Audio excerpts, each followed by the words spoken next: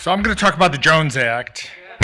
I actually did a Jones Act case when I was clerking one year. And by the way, just by way of background, I, of course, went to the University of Chicago and worked very closely with Dick Posner as a student. And so I grew up on neoliberalism, and it's been a long process of actually beginning to rethink it. So now at Hewlett, I think our job is trying to sort of put these bubbles together. And that is kind of what I want to talk about with you guys. So this is actually going to be a challenge, you'll see in the long run, a challenge to all of you to do something that I actually can't do, but is a question that I think we see. So rebuilding democracy, or as the title of the conference would have it, renewing the democratic republic, is a hugely ambitious project.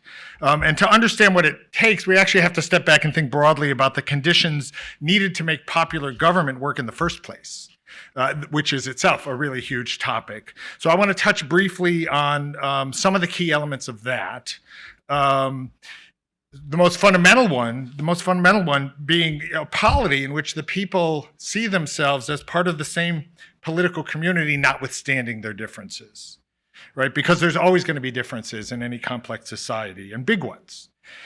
Abraham Lincoln, noted in the run-up to the Civil War, a house divided against itself cannot stand, and that's absolutely true. We can't have a democracy if people divide themselves into groups and see members of other groups as enemy tribes out to destroy their nation. The inevitable consequence of that is going to be either dissolution of the country or autocracy, or both. Now, a lot of things are needed to sustain that condition where people see themselves as part of the same political community, and among those is a government capable of doing enough to address the problems and concerns of its citizens to keep them bought in. No, right, that doesn't mean the government's doing everything, and it doesn't mean the government is even doing everything particularly well. It means that between what the government does and what it doesn't do, what other institutions do and what they don't do, what the perceived system as a whole does and does not do, enough citizens across the various groups and divisions still believe that the system works well enough to sustain their willingness to be part of it. For that to be true, we need a democratic process capable of making appropriate decisions, including decisions not to act, which in turn requires functional institutions to manage and sustain the democratic process. And that too is a hugely complex topic. To run a functional democratic process, you need a legislature that's capable of forging compromises. You need executives and administrators capable of implementing what the legislature does. You need a judiciary able to resolve disputes in ways that both are and are perceived as legitimate. You need political parties able to put together programs of sufficient coherence to shape what the government does, and more, all of which I think are challenged at the moment. You need elections, of course, but we need elections that not only are fair, but as important, are perceived as fair. So the losers are willing to accept the outcomes, and so on. And each of these components of a functional democratic process can be pretty complex.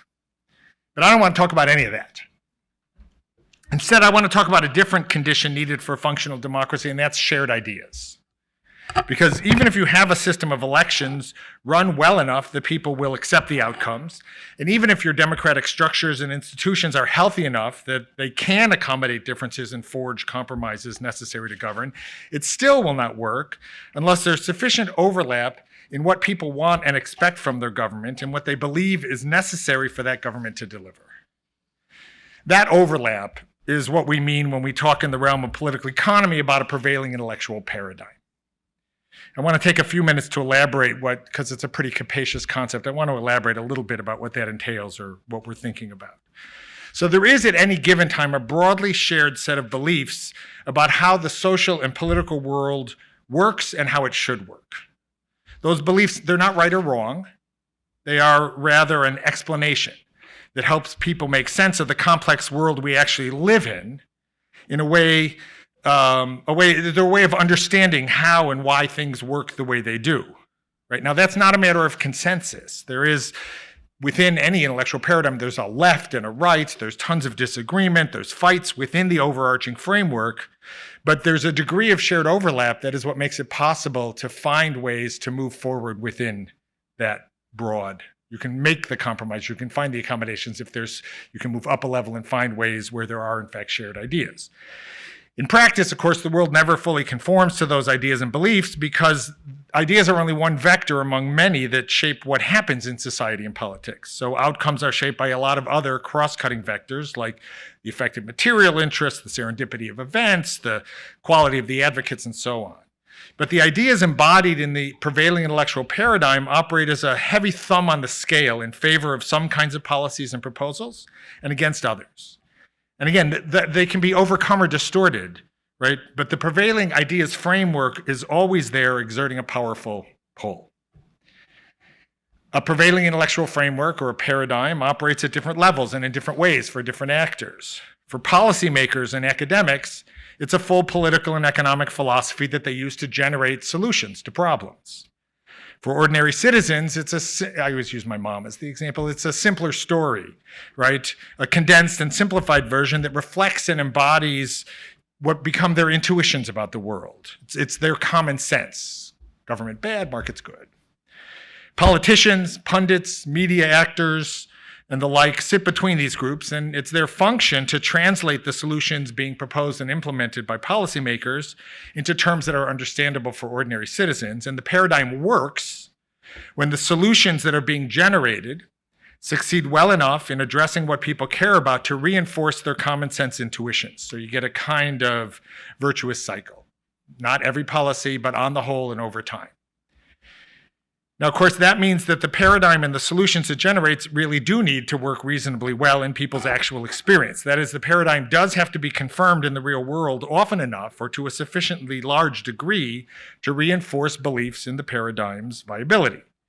But of course, the world keeps changing, and eventually the change becomes drastic enough that belief begins to break down on a wide scale. Again, there's never unanimity about this, so there's always people who've rejected it or are rejecting it, but the numbers grow as the world changes in ways, and it works less well for larger and larger numbers of people. So take, for example, the embrace of laissez-faire in the mid-19th century, replacing the mercantilist paradigm that dominated the Enlightenment period. Laissez-faire made sense at the time it took. You had westward expansion in the United States, you had colonialism in Europe. There's sort of, we don't need government to actually get government out of the way. And that kind of worked for enough people with power to act that it worked for a while. By the late 19th century, though, laissez-faire has begun breaking down in the face of, a revolution in transportation, a revolution in communication, the second industrial revolution in urbanization. Suddenly it's a very different world. People are dying in droves. There's all these newfangled structures and machines. And the idea of we're just going to let that happen begins to become less and less attractive. Now, a paradigm once established is really sticky, like all beliefs. People don't change their beliefs easily. So it doesn't change in a day. It actually takes quite a bit, although opposition is growing, for a long period of time. But it really takes sort of, World War I and the Great Depression to really just kill the laissez-faire paradigm. And at that point, people begin to drift. They drift to the next best explanation that's on offer for them, because they still need some way to make sense of the world. But those shifts, they're not neat and clean, and the period between the collapse of an old paradigm and the establishment of a new one is invariably and always has been characterized by political disruption and a breakdown in ordinary politics as people lose faith in the existing political order and the institutions it set up to implement the paradigm's vision. But there's not a replacement yet. So in the 1920s and 1930s, a lot of people became communists and a lot of people became fascists. Fortunately, in the US and most of the West, the kind of social democracy justified by Keynes took hold. Thank you, FDR. And likewise, just another example, right?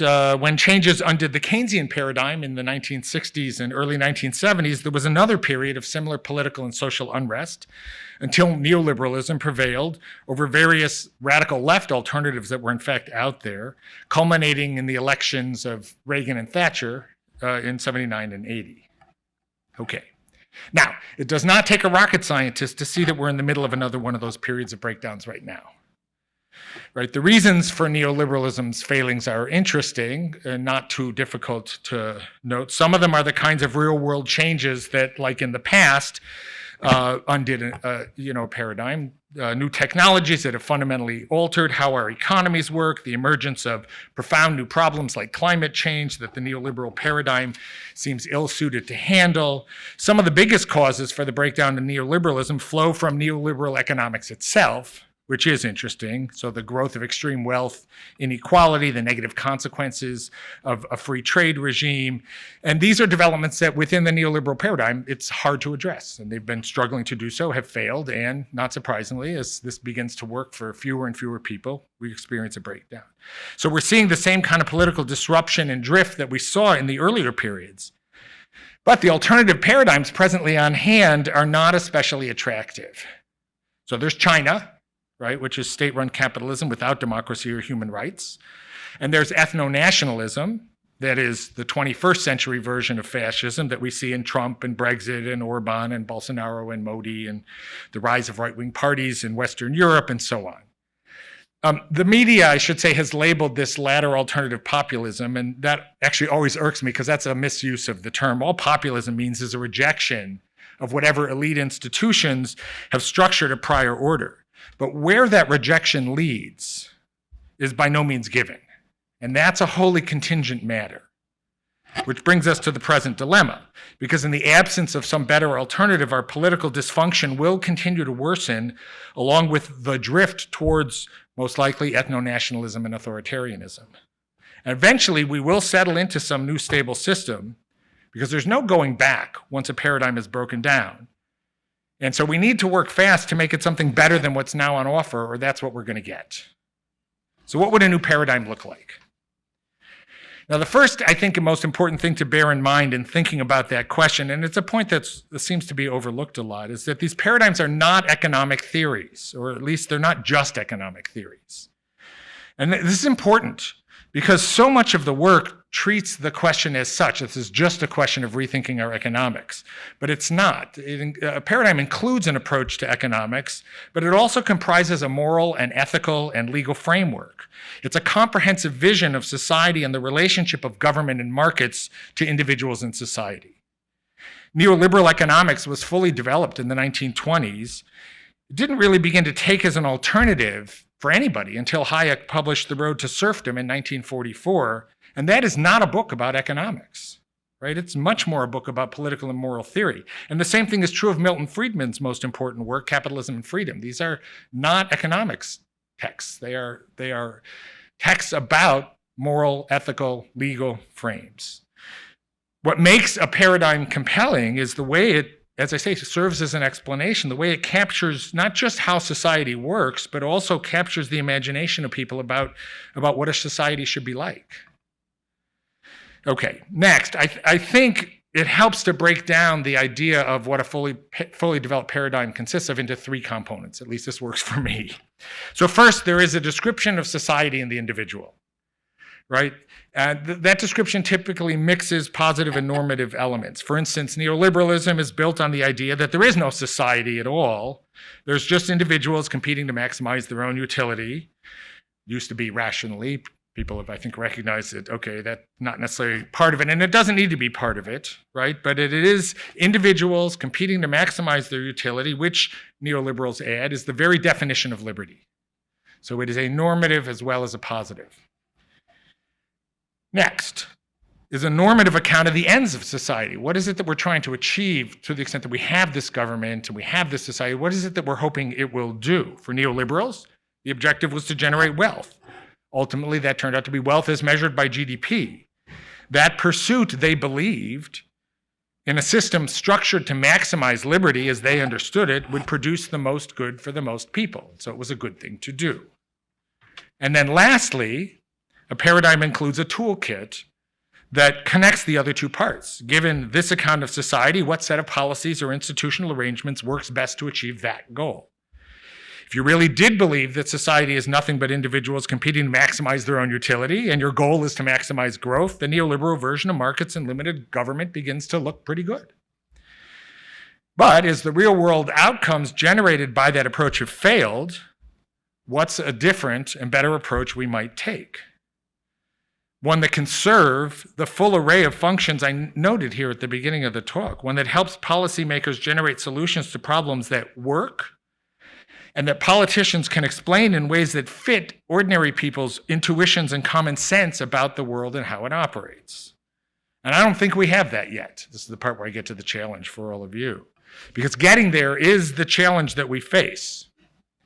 we have a lot of policies, right? We have a lot of plausible solutions to problems that neoliberalism has either created or failed to solve. Anti-monopoly is unquestionably a very big part of that, though not the whole thing. But we have solutions on hand for many of the other parts as well. And I'm all for continuing to press for these to be adopted. We also have some gaps, right? We don't yet have an approach to labor that's well suited for a 21st century economy and society. And while it's become popular to reject shareholder supremacy in corporate law, we don't really have solutions to how obligations to a broader set of stakeholders should work in practice. There's a lot of other areas that likewise need further thinking and development, including monetary policy, tax policy, international economic policy, and more. We've made strides in rethinking all of these, but the work is still incomplete. And lastly, we have yet to come up with a way to think and talk about race and addressing systemic racism that does not appear as a zero-sum calculus, which is no future. Okay. Also, though, we have not even begun to develop a synthetic story that cuts across the solutions that we've developed or are developing in all these areas, that knits them together and that can be explained to ordinary citizens in a simple and neat form. Put another way, we don't have that high-level story into which all the pieces fit that can become the same kind of intuitive common sense that neoliberalism became in the 1980s. And that's essential, because even if all your policy solutions are working, whether they're working, and if so, why they're working, is never so clear that it can't be undermined or explained away. To stick, to be good for more than one election cycle, these solutions need to fit into a story about the world that captures people's expectations about how the world does and should work. Now, happily, I think a picture that does that is beginning to emerge or come into focus. So that's I want to describe what looked to me, at least from the work that we're doing, like some of the key elements of an emerging new paradigm. And here again, I'm up at the high level, though it eventually falls to people like you to further develop this and to fit all the different kinds of pieces that you're doing together into it, which, as I say, is essential in what we don't currently have. Okay, the first piece, just using that three-part structure. The first piece, a normatively compelling description of society and the individual, starts by rejecting both positions that define 20th century debate. That is to say, we're not just individuals, each entirely on our own, but neither are we just part of some collective thing called society. We are, of course, individuals, but we define our individual identity in and through our membership in communities. And not just one community, but many communities. I'm white, I'm a man, I'm Jewish, I'm an academic, or at least I used to be, I'm an American, I'm a Midwesterner, I'm a CrossFit fanatic. You wouldn't know it to look at me, but, and so on. I'm a member of many, many different groups. In each of them, I see that as part of my identity, and I share something with the other members of that group. And by the way, this in actuality is a core feature of what motivates traditional philosophical liberalism. There's this misunderstanding where people always talk about liberalism as if it's a commitment to some kind of universality, and that's not what it was.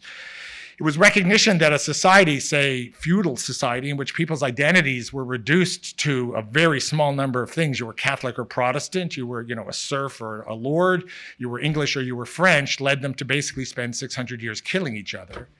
And that as that society broke down because as their economy became more, this is Hobbes, right? The rise of masterless men is recognition that people are breaking out of that order and they're doing many things and they all wear many different hats. Now, what to me is interesting is, of course, is that broke down, the need for a new paradigm arose. Hobbes couldn't see what it was going to look like. All he could think of was Leviathan, like we just need some huge, strong government. And in fact, what emerged was liberal democracy because it fit a society in which people had multiple identities and they shared some of these with everybody, or at least many other people for every single thing. And that made it much easier not to spend all our time trying to kill each other. In some sense, some of the problems we're having today come from having reduced our identities back down to now for us, it's gender, race, and political ideology. You do that, it's not surprising people are going to start to line up the way that they used to. In any event, it's not an accurate description. We are, in fact, all members of many different communities. We are, in short, a community of communities. And within each of our communities, we have processes, formal or informal, that create rules to define what it means to be part of that community. You have to do what everybody else is doing in the CrossFit class, even if you scale what you're doing because you're 20 years older than everybody else. More important, within each of our communities, we care about the fates of its other members just as they care about ours. So yes, we compete to promote our interests, but we also collaborate and cooperate as much or more. You could, in fact, define the core feature of our communities as mutualism, right? A sense of shared commitment and obligation to promote both individual and collective welfare.